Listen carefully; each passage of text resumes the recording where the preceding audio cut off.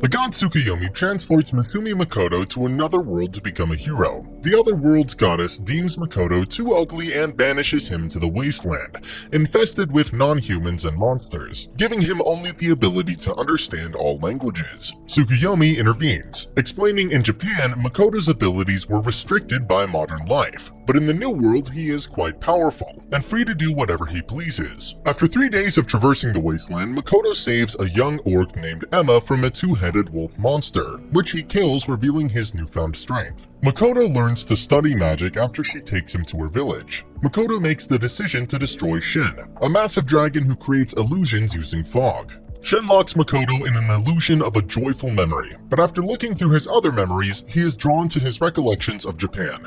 Makoto breaks the illusion, and is taken aback when she offers to become a familiar on the condition that he signs a contract with him. Shen transforms into a busty samurai girl, looking forward to what Makoto will do in the future. She teleports Makoto to the alternate universe where she regularly resides, although it now looks like the countryside in Japan. Makoto tells the orcs that he beat Shen, who invites them to reside in her dimension, which is now suitable for farming. Shen continues to watch Makoto's memories on the television, but she demands that they figure out how to make a television on which she can keep his memories.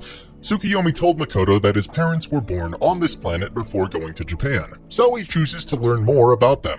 She enters with an injured dwarf, revealing that their dimension is under siege by a spider known as Black Disaster, who is cursed with unending hunger and devours everything. Makoto manages to obliterate the spider completely, but the creature regenerates and Makoto collapses. She tries to interfere, but the spider declares that the extreme brutality has satisfied its masochistic desire, and she wants to remain with Makoto indefinitely. Despite Makoto's unconsciousness, Shen advises that the spider create a contract with Makoto to attain a human shape, and she agrees to Shen executing the ceremony. When Makoto wakes up, he discovers he has a new, similarly bussed female servant who gives him the creeps.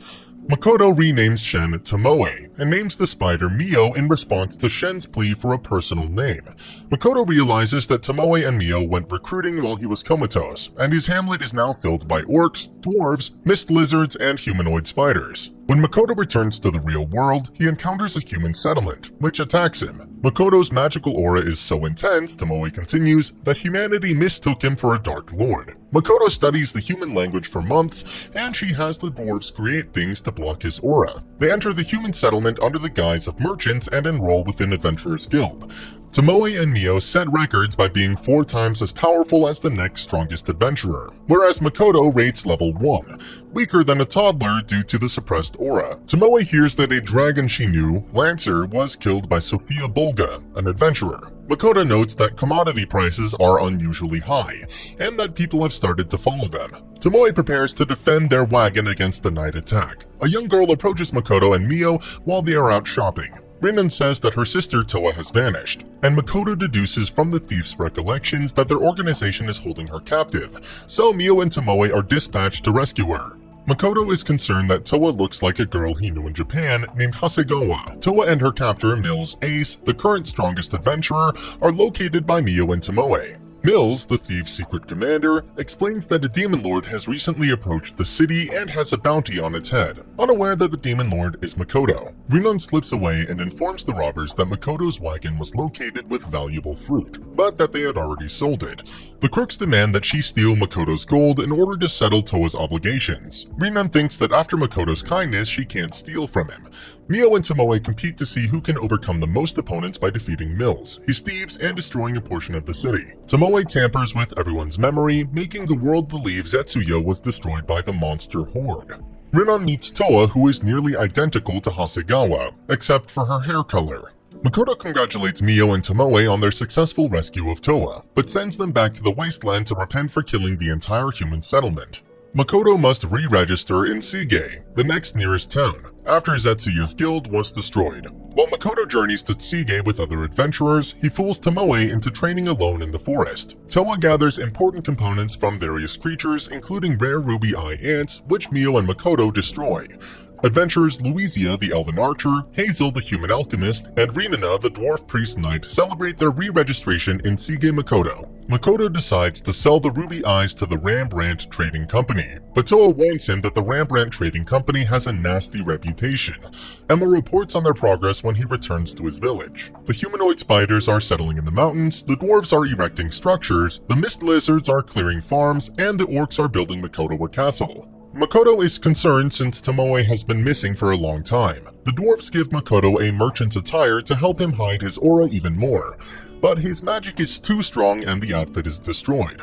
Makoto realizes that magical materials grown on the demi-plane are more powerful than those developed on Earth. Makoto visits Rembrandt with the ruby eyes and finds the management tough to deal with. Patrick Rembrandt, the manager, is dismissive until he sees the ruby eyes and apologizes.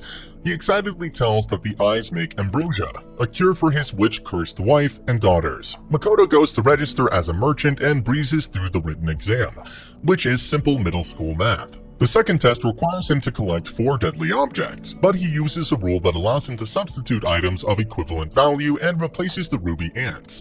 Makoto returns to the demi-plane where he wants to set up a hidden portal to deceive traveling merchants into thinking the demi-plane is a hidden city, where they can trade for demi-plane items and then return home, creating a market for demi-plane goods. Mio has become addicted with his memories of anime and children's cartoons, Makoto realizes when he locates Tomoe with Mio. When Makoto opts to sleep alone rather than choose one of them, Tomoe and Mio become perplexed and decide to devise a seduction strategy. Makoto asks Hazel to assist him in brewing the ambrosia, and Hazel accepts. When one adventurer notices Makoto, he decides to assemble as many adventurers as possible to stop Patrick from doing whatever it is he's doing with Makoto. Patrick has the witch doctor who cursed his family assassinated in secret. The ambrosia is brewed by Hazel. Makoto is able to control Patrick's wife Lisa, who has turned into a monster, and Patrick is able to give the ambrosia effectively. They also use this produce to treat Patrick's daughters. Makoto returns to Tomoe and Mio, but the adventurer Lime Lat and his countless aliens assault them. Lime claims he only wanted a sleeping curse placed on Lisa and her daughters as retaliation for Patrick preventing adventurers who displeased him from finding work, many of whom later died on quests too dangerous for them to handle, and he has no idea why the witch doctor actually cursed them into monsters after defeating all 200 enemies. Lime apologizes to Patrick, who agrees to let him live, and Lime ends his adventures. Tomoe offers Lime a katana fashioned by the dwarves, and recruits him to spy for her after seeing in Lime's memories that he returns his wages to the orphanage where he grew up.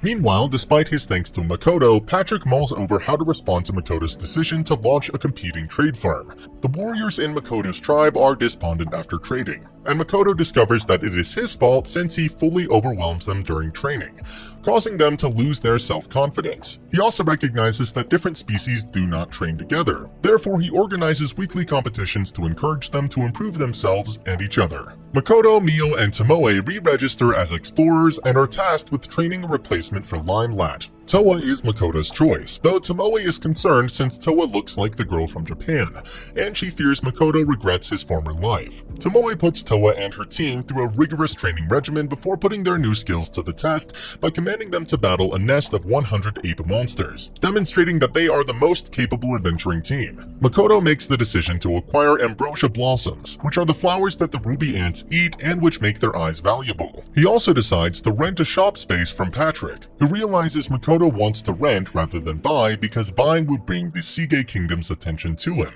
which Makoto does not want to do. Patrick agrees to find Makoto a business in a neutral city that is not affiliated with any kingdom.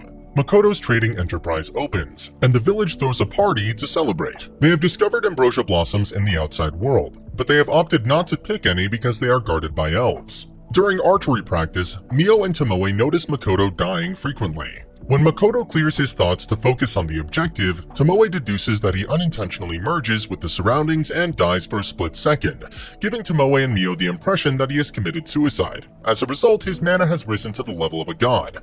If this continues, the goddess who exiled him to the wasteland will regard him as a competitor and attempt to murder him. When Makoto returns to the human realm and is accosted by a prostitute, the enraged Mio and Tomoe take him away. Makoto becomes terrified and flees via a portal. More powerful mana-suppressing equipment is manufactured by the dwarves. Makoto invites Mio to help him negotiate with the elves after she apologizes for her and Tomoe's behavior. Other adventurers, one of whom is the prostitute, also emerge to steal the flower, prompting the elves to attack. Nil Gistori and other seniors are introduced to Makoto. Adono, Nilgastori's son, is enraged that the forest's barrier is eroding. Makoto encounters Eris's master, Mondo, a formidable warrior. Mio fears that Mondo is possessed, and overhears Adano and an unknown person having a telepathic chat about demons. Later, a spirit escapes Mondo's body and consumes Adano's existence, murdering him for mingling with demons. Makoto recognizes the creature as a lich and captures it. The lich says that he became a lich by accident while attempting to become a Grant, a human who, like a god, can freely roam between different universes. Tomoe admits that he has it backwards. Grants aren't humans who can travel. Instead, they are ordinary people who happen to travel and thus acquire the title of Grant. The lich gladly accepts Tomoe's offer of creating a contract with Makoto and educating him about magic, realizing that he's wasted his entire life for an unachievable objective. Forming a pact transforms the lich from a skeleton into a handsome young man. Tomoe is knocked out by a supernatural explosion in the village. Makoto and Lich have the ability to heal those who have been hurt. Makoto realizes that the explosion blew the portal to the outside world wide open. Examining the prostitute, Makoto's memory fragment reveals that she and her comrades attempted to steal magical goods, and when guards intervened, one of Makoto's magic rings detonated, killing Tomoe's child fragment as well as an orc. Makoto pursues the prostitute and murders her mercilessly in retaliation. After the funerals, Makoto learns from Lich, now known as Shiki, that he was able to see the prostitute's memories since memory viewing is one of Tomoe's abilities. Makoto orders the construction of barriers to keep any adventurers who come to the demi-plate to trade far away from the community. Makoto pays a visit to Patrick, who has set up Makoto's shop in Rostgard Academy, a neutral town. Makoto wishes to visit the academy in order to gain a better understanding of the world, the goddess, and humanity. He just takes Shiki with him as he may be gone for a long time, and he offers Mio and Tomoe some more memories as gifts. As they prepare to transfer, the goddess spots Makoto and intervenes with his teleportation, sending him to a distant battlefield where two of his fingers are severed by demon soldiers. They say that they have joined the demon army in order to wipe humans from the face of the earth. Makoto destroys Sophia's legendary sword by removing all of his mana-suppressing equipment and overwhelming Mitsurugi with his magic. Makoto teleports away, leaving Mitsurugi and Sophia alive and vowing vengeance. Patrick learns that a great mage destroyed the demon army, but he has no idea that it was Makoto. Shiki feels the goddess used Makoto to annihilate the army and is keeping an eye on them. Tomoe discloses that she used Makoto's mana from a discarded ring to create another fragment named Kamoe, and Mio is enraged when Kamoe refers to Makoto as Papa. Makoto finally establishes a shop, which is an instant success, and discovers that the demon and human armies dealt tremendous damage to each other after he teleported away, as well as the participation of two more goddess-summoned heroes in that war. The community holds a feast to commemorate Makoto's business, and he concludes his future looks bright. However, the feast is interrupted by another quarrel between Mio and Tomoe, prompting Makoto to reconsider his decision, and he now believes his near future is extremely bothersome. And that's the end of the video. As always, if you liked what you saw, subscribe to the channel. I'll be uploading a lot of videos just like this, so I'll see you in the next one.